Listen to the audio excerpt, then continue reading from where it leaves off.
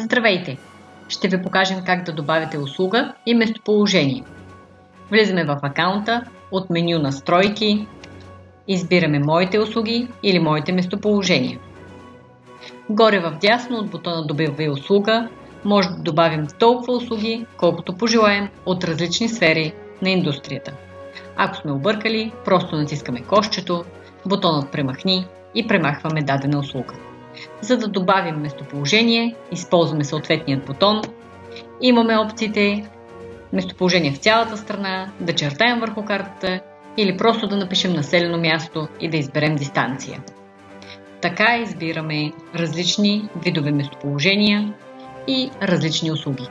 Като за всяка услуга може да имаме по няколко местоположения. Благодаря ви!